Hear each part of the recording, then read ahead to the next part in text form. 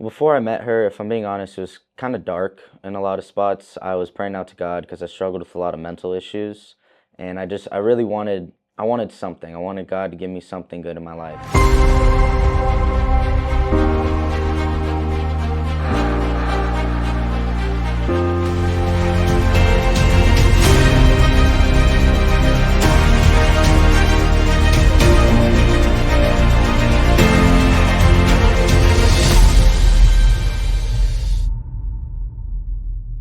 My name is Kevin. This is my testimony. Everything was focused around her. Wake up, make sure she's good, wake up, everything. And I would focus on God in the center of it, but at the same time, it was really me just focusing about her, making sure she's happy, her. I didn't neglect God completely. What it was is I was so focused on our walk together that when it came to my own walk, I fell short because I was focused on let both of us go to church. Let's both do this. Let's both pray.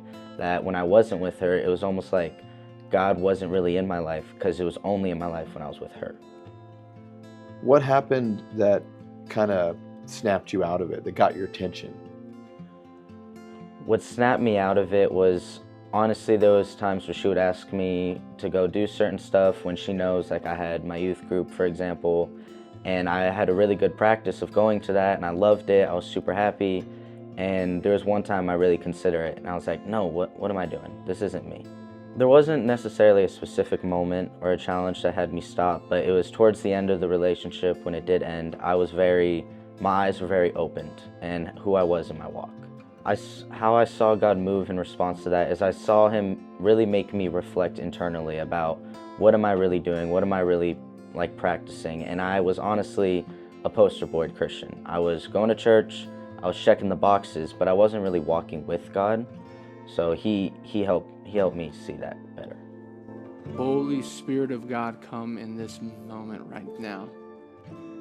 Do what you do, God. You change people. God is with you when you do not deserve injustices, and he's with you, and he has processes for you through all of it. God helped lead me out of this by bringing people like Pastor Chris and Pastor Jeremy in my life. They have been such a major step in my walk and my relationship with God. And of course, God blessed me with just other spiritual friends at youth group that I didn't really know what that was until I was in it. Ever since then, my walk, I've become more grateful. So now it's like, God, thank you for the roof over my head, this job that you've given me. I'm so grateful for what God has done. And I find myself not being angry at God. I used to be very angry with God. How old are you? I'm 16.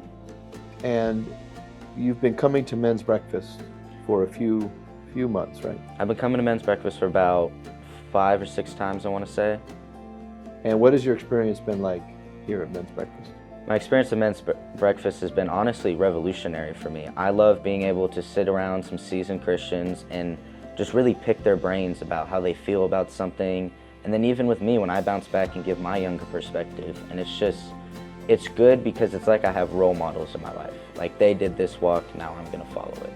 Do you feel that the men at men's breakfast will hear you out even though you're young? Absolutely. Honestly, Frank, who goes to men's breakfast, when I talk to him, he's great. He's a great, just going back and forth. Whenever I meet with someone, they don't look at me like I'm different just because I'm young. They look at me as just another guy coming to learn the word.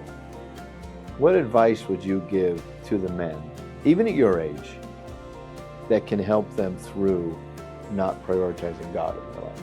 What advice would I give? I would say find someone who is just really profound in their faith, who is that person that you can almost lean on and they can guide you, whether they're older than you and they've been walking for a while or they're new. At least you're walking together, and it helps because when you're walking alone, you feel alone.